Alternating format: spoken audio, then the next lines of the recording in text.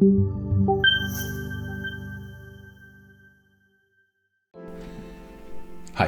mein Name ist Simon von Simon42 und hier will ich dir zeigen, wie du Home Assistant auf deinem Raspberry Pi installieren kannst.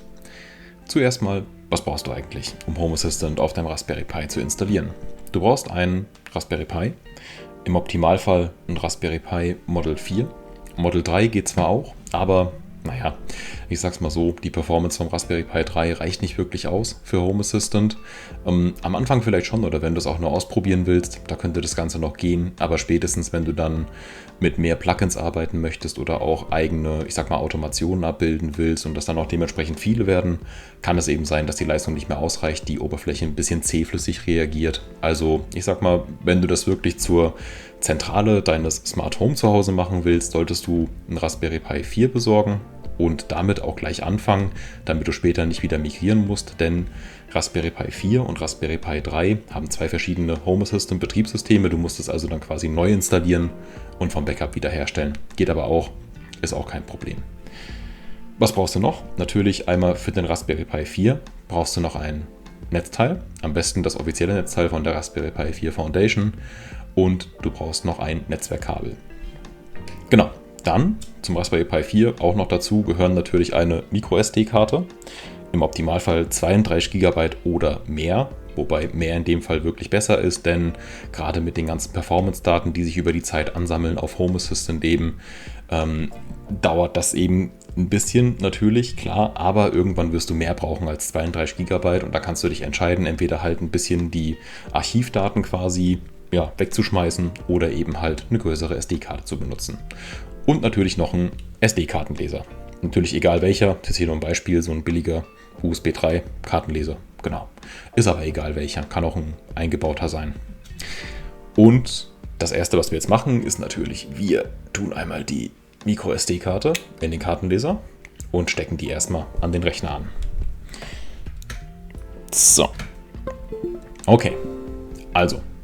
Die SD-Karte ist jetzt am Rechner angeschlossen und was wir jetzt zuerst tun sollten, ist, wir sollten diese SD-Karte erstmal korrekt formatieren. Das bedeutet also, wir sollten auf die Seite sdcard.org gehen, /downloads/formatter. Diesen SD-Karten-Formatter solltest du dir hier runterladen für Windows oder für Mac.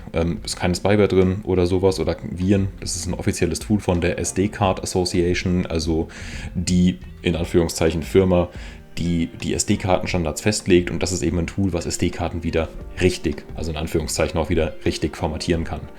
Was heißt das? Wenn du zum Beispiel vorher schon mal Home Assistant drauf hattest oder auch ein anderes Raspberry Pi 4 oder ein anderes Betriebssystem wie Raspbian oder was anderes, kann es eben sein, dass deine SD-Karte nicht mehr in der richtigen Größe erkannt wird. Das heißt, die hat eigentlich 32 GB, wie in meinem Fall, aber es werden nur noch 4 angezeigt. Mit dem Tool hier kannst du sie eben einmal so formatieren, dass die ursprüngliche Größe wiederhergestellt wird. Natürlich gehen dabei alle Daten verloren, also vorher sichern. Besser als im Nachhinein denken, ach ja, da war ja noch was. Genau. Hier wie gesagt für Windows oder für Mac runterladen, anschließend das Tool einfach öffnen, habe ich natürlich schon vorher runtergeladen. Dann kannst du hier die SD-Karte auswählen, ist in meinem Fall hier das Laufwerk E. Da sehe ich schon, das ist eine SDHC-Karte mit also knappen 32 GB und dann kann ich hier einfach eine Schnellformatierung machen und sage hier Format. Nochmal die Warnung, alle Daten werden gelöscht mit Ja bestätigen. Genau. Und dann ist die SD-Karte jetzt korrekt formatiert. Die Meldungen von Windows hier können wir ignorieren und wir gehen hier einfach auf Abbrechen und sagen hier okay, das Tool können wir schließen. Erster Schritt ist schon damit erfolgt. Das heißt also, die SD-Karte ist jetzt gelöscht und wir können weitermachen. Als nächstes brauchen wir unser HAS.io, also wie es früher hieß, oder auch Home Assistant, was wir auf der SD-Karte installieren müssen. Das machen wir, oder ich zumindest, mit dem Raspberry Pi Imager heißt das Tool. Das gibt es hier auf raspberrypi.com/software. Kannst du hier einfach runterladen, für Windows, Mac oder Linux-Distributionen verfügbar und dann eben auch runterladen, doppelklicken, installieren und nach der Installation sollte das Ganze dann bei dir so aussehen. Das heißt also, hier haben wir jetzt unseren Raspberry Pi Imager, der funktioniert ganz, ganz einfach. Wir wählen hier das Betriebssystem aus. In dem Fall müssen wir hier ein Specific Purpose OS auswählen, also diese Kategorie hier, da klicken wir einfach drauf. Dann sagen wir möchten Home Assistance and Home Automation Betriebssysteme angezeigt bekommen. Hier sehen wir dann schon ein bisschen weiter unten ist der Home Assistant, da können wir einfach raufklicken und dann haben wir hier eben zuerst die Auswahl, entweder Home Assistant für Raspberry Pi 4 oder für Raspberry Pi 3. Dementsprechend entscheiden, was für ein Raspberry Pi du einsetzt. In meinem Fall also ein 4er, das obere Image.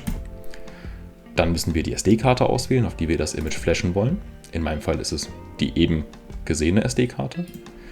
Und dann sagen wir hier einfach schreiben im letzten Schritt. Hier kriegen wir auch nochmal den Hinweis, die Daten werden jetzt von diesem Tool also auch nochmal gelöscht. Wir sagen hier einfach ja, denn in meinem Fall ist er eh schon brach. Ich habe hier eben schon formatiert mit dem SD-Formatter.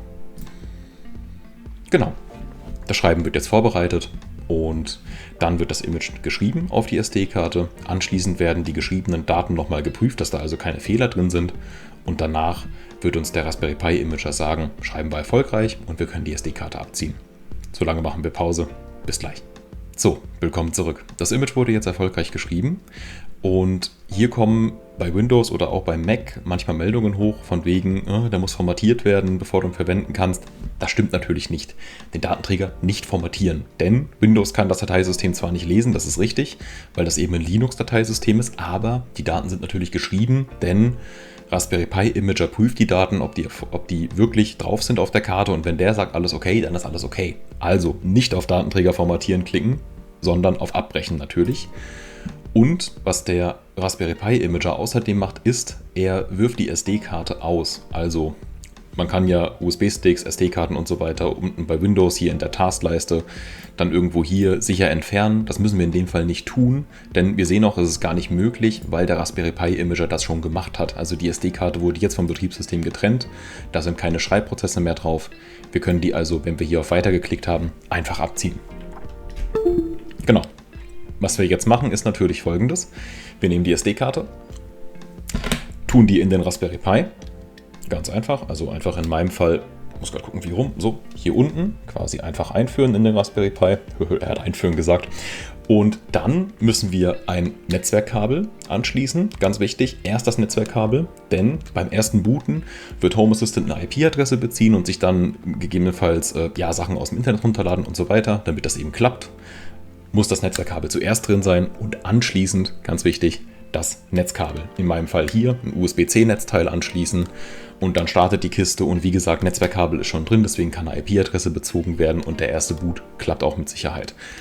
Noch ein ganz wichtiger Hinweis, wenn du den das erste Mal bootest, das dauert bis zu 20 Minuten, bis der Home Assistant quasi vollständig eingerichtet ist. Das ist die eine Sache, aber wenn du ihn angeschlossen hast am Netzteil und du merkst, ach, ich wollte ihn eigentlich ganz woanders hinstellen oder whatever, dann zieh ihn nicht wieder ab, bis die Ersteinrichtung abgeschlossen ist. Falls du das tust, kannst du davon ausgehen, du musst den ganzen Prozess wiederholen, denn bei der Ersteinrichtung werden Dateien geschrieben und so weiter und wenn währenddessen einfach die Stromversorgung abgezogen wird, sind die Dateien mit ziemlicher Sicherheit korrupt und du wirst ihn neu aufsetzen müssen. Ist wie gesagt nur beim ersten Mal starten relevant, aber da bitte wirklich warten, bis dann die Home Assistant Oberfläche eben bereit ist. Genau, das mache ich jetzt. Ich schließe den eben an, ist bei mir da hinten im Netzwerkschrank. Wir sehen uns gleich wieder.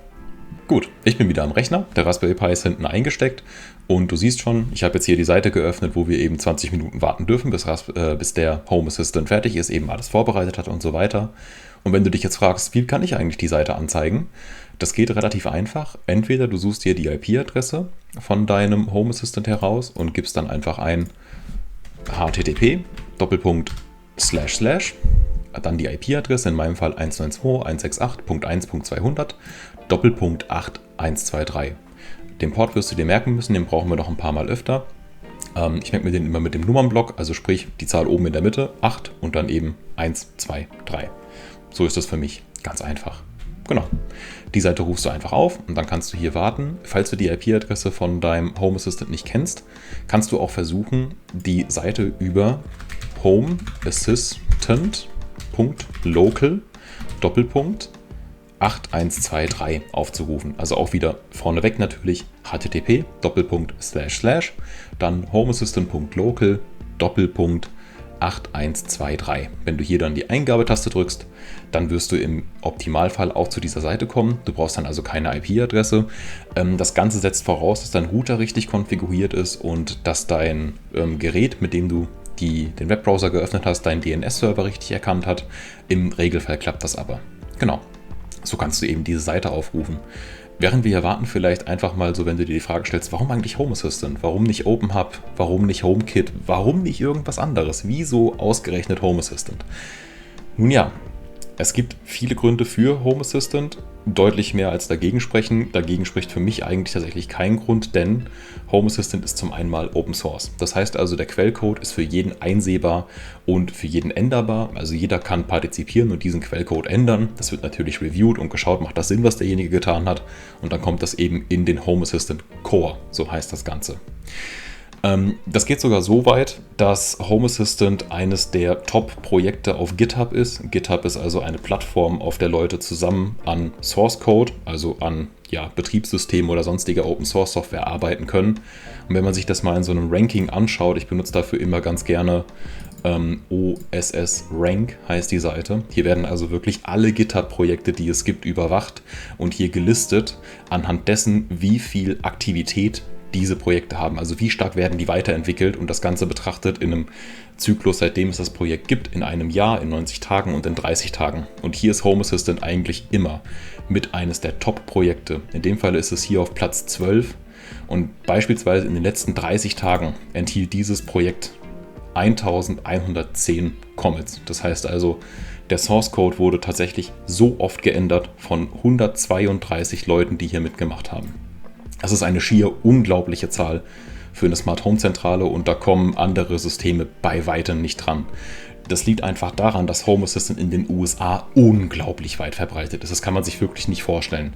Und das Ding ist einfach das, wenn das System in den USA groß ist, heißt, es gibt eine gigantische Community, in der es Lösungen gibt für alles mögliche, fertige Automationen, Blueprints, Vorlagen, für Bewegungsmelder, für Rollos, für alles, was du dir vorstellen kannst. Wirklich, es ist unglaublich.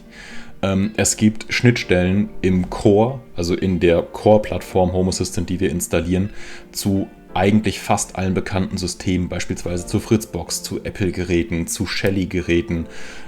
Es gibt Möglichkeiten, über den Home Assistant Community Store weitere Funktionen mit reinzumachen, wie beispielsweise deine ganze Homematic-Zentrale, wenn du Homematic benutzt, eben auf Home Assistant zu betreiben. Du brauchst keine CCU mehr, du brauchst nur einen Stick, der eben mit den Geräten funken kann und dann hast du im Home Assistant deine CCU abgebildet über Raspberry Matic. Heißt das Projekt dann, was man dafür benutzen kann.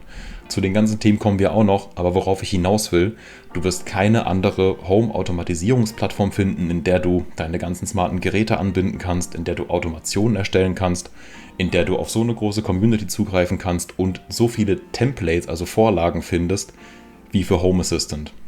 Deswegen ist Home Assistant, finde ich, für eigentlich jeden, der entweder mit Smart Home anfängt oder schon lange mit dabei ist und sich denkt, oh, meine aktuelle Zentrale, die kann ich alles abbilden, die absolut perfekte Wahl. Ich finde, man kann es wirklich nicht anders sagen.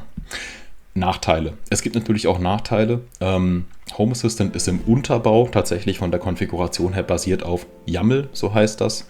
Yet Another Markup Language war mal das Kürzel, ist inzwischen irgendwas anderes, frag mich nicht, kann man ja googeln.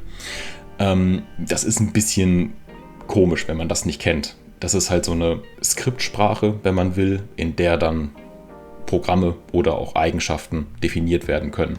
Das Ganze ist so komisch, weil da ist Groß- und Kleinschreibung ein Thema und auch Leerzeichenanzahl ist tatsächlich ein Thema. So bildet man dort Hierarchien ab. Beispielsweise, ich habe ein Objekt und dann von dem Objekt Eigenschaften bräuchte man eben 2 Leerzeilen vorne dran.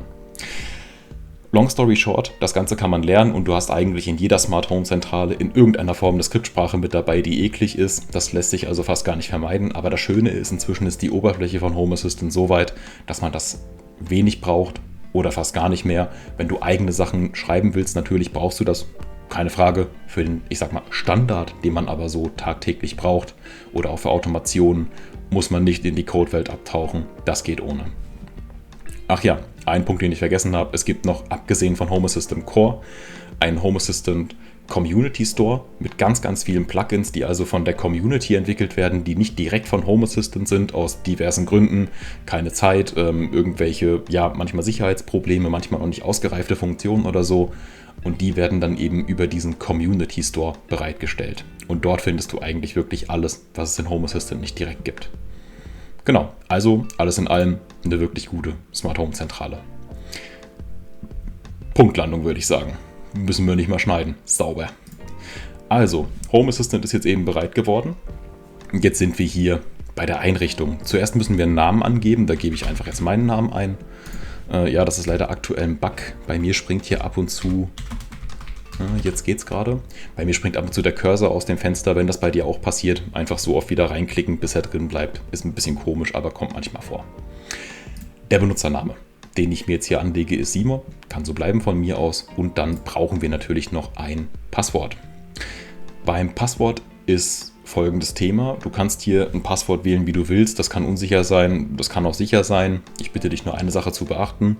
Das Ganze hier wird natürlich irgendwann das Zentrum der Macht deines Smart Homes. Das heißt also, du willst nicht, dass hier ein unsicheres Passwort ist, denn darunter läuft natürlich auch irgendwo ein Linux-Betriebssystem und wenn jemand wirklich Zugriff auf dieses System hier bekommt, kann er in deinem Heimnetzwerk eigentlich tun, was er will oder natürlich auch in deinem Smart Home.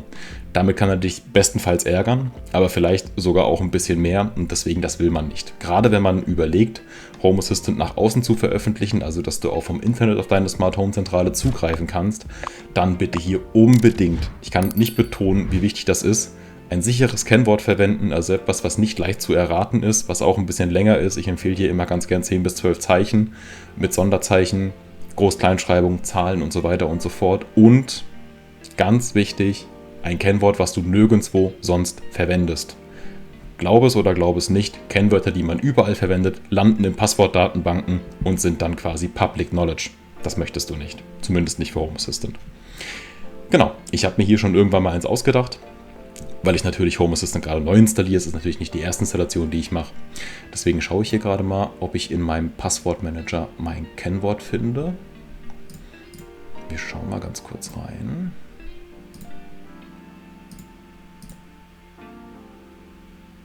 Genau, hier ist es. Das füge ich jetzt hier einfach ein. Habe ich mir, wie gesagt, schon ausgedacht. Ist ein sicheres Kennwort.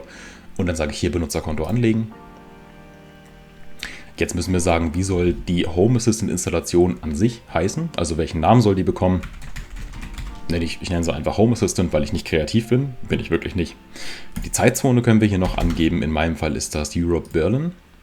Die Höhe müssen wir angeben. Also die Höhe unseres Wohnorts ist gerade später auch relevant für Wettervorhersagen und so weiter. Oder auch für so Themen wie Luftdruck und Luftfeuchtigkeit und so weiter. Da spielt das alles eine Rolle. Ich weiß in meinem Fall meine Höhe auswendig, falls du das nicht weißt.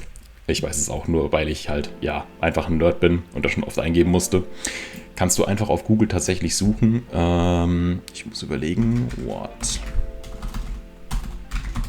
is my altitude? Müsste es eigentlich sein. Und kannst dann hier auf What is my elevation gehen. Also die Seite https whatismyelevation.com.